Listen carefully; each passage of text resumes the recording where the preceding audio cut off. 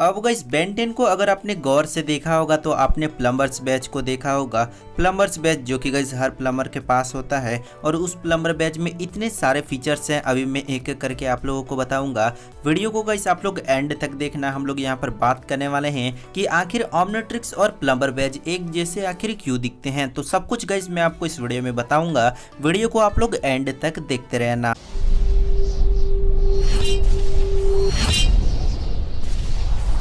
सबसे बड़ा क्वेश्चन ये है कि आखिर प्लम्बर बैच और ओमनिट्रिक्स एक जैसा क्यों दिखता है।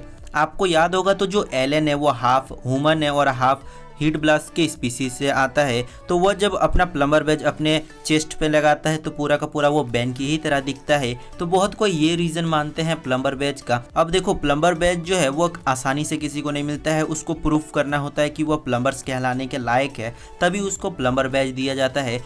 प्लम्बर बैच जो है वो ओमनिट्रिक्स से पहले बना है। आप लोगों को शायद ये बात पता नहीं होगा कि जो प्लम्बर बैच है वो ओमनिट्रिक्स से पहले बना है, क्योंकि हम सभी को पता है कि जो प्लम्बर्स हैं वो बहुत पहले से हैं, क्योंकि उसके बाद ही एजमत ने प्लम्बर्स के लिए एक ओमनिट्रिक्स बनाया था और ओमनिट्रिक्स का जो सिंबल है उसको रखा गया प्लम्बर बैच की तरह। ऐसा हो सकता है, ऐसा कंफर्म नहीं है। और गाइस बेन 10 ओमनिवर्स में जो प्लम्बर बैच है वो चेंज हो जाता है, रेड कलर का उसका कर दिया जाता है प्लम्बर बैच। अब देखो प्लम्बर बैच के अगर मैं आपको कुछ फीचर्स बताऊं तो वह है लोकेटर। सबसे पहला लोकेटर, कोई भी कहीं भी रहेगा उसका जो लोकेशन है वो प्लम्बर बैच में दिखेगा। एक बड़ा सा आपको होलोग्राम टाइप का दिखेगा और उसी में आपको दिखेगा कि वो रेड पॉइंट है। वहां पर प्लम्बर बैच से किसी को भी अगर ढूंढा जाता है तो वहां पर रेड कलर का डॉट दिख जाएगा। कम्युनिकेटर, आप लोगों को याद होगा तो जो वॉकी टॉकी होते हैं जो कि दूर दूर से भी बात कर लेते हैं बहुत आराम से, तो उसी तरह से कोई भी प्लम्बर बैच जो है वो बात कर सकता है अपने दूसरे से। इसके अलावा जो प्लम्बर बैच है वो ओमनिट्रिक्स से भी लिंक है, तो बैन कभी भी चाहेगा तो वो अपने ओमनिट्रिक्स से भी बात कर सकता है। यूनिवर्सल ट्रांसलेटर, अब देखो कोई भी स्पीसीज हो, क्योंकि हमें देखने को मिला था एंड्रोमेडा गैलेक्सी से वह जो एलियन आए थे उसमें से एक एलियन टेरास्पिन था, और गाइस टेरास्पिन का जो वॉइस है वो चेंज कर दिया था प्लम्बर बैच ने। तो प्लम्बर बैच जो है वो किसी भी भाषा को चेंज कर सकता है। और गाइस जो प्लम्बर बैच है उसके सामने आसपास में अगर रेडिएशन होगा तो वो ऑटोमेटिकली वहां पर रेड सिग्नल देने लगेगा कि यहाँ पर रेडिएशन है। प्लम्बर बैच जो है वो इंडिकेट करता रहेगा। एक्सटर्नेट एसेस, यानी कि जो एक इंटरनेट होता है वो अलग तरह का एक इंटरनेट जो है वो प्लम्बर बैच में होता है। और गाइस एक्सटर्नेट एसेस जो है वो एक इंटरगैलेक्टिक वर्जन का इंटरनेट होता है।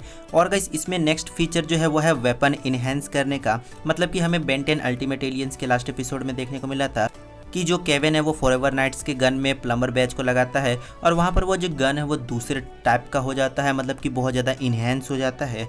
इसमें नेक्स्ट फीचर है इलेक्ट्रॉनिक लॉक ओवरराइड का, मतलब कि हमें ये देखने को मिला था कि जो डीएन एलियन का बेस होता है या किसी भी बड़े बड़े स्पीसीज का बेस होता है उसको आराम से खोला जा सकता है उसका लॉक। इसके अलावा गाइस अगर किसी चीज़ का सेल्फ डिस्ट्रक्ट मोड ऑन है तो अगर प्लम्बर बैच को वहाँ पर दिखा दिया जाए तो सेल्फ डिस्ट्रक्ट मोड ऑफ हो जाएगा। और अगर 3 प्लम्बर बैच एक साथ आते हैं तो वहां पर सेल्फ डिस्ट्रक्ट मोड को भी चालू किया जा सकता है। अब गाइस आप लोगों ने एजमत के हेडक्वार्टर में देखा होगा प्लम्बर बैच की ही तरह बहुत बड़े बड़े आपको देखने को मिलेंगे। तो देखो इसका जो डिजाइन है वो पहले एजमत ने किया या फिर प्लम्बर्स ने, ये कंफर्म नहीं है।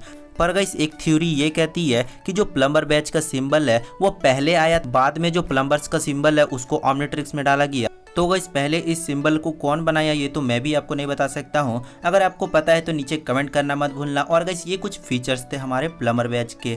और गाइस अगर आपको बेन 10 के वीडियोस पसंद आते हैं तो वीडियो को लाइक करके चैनल को सब्सक्राइब कर दीजिए।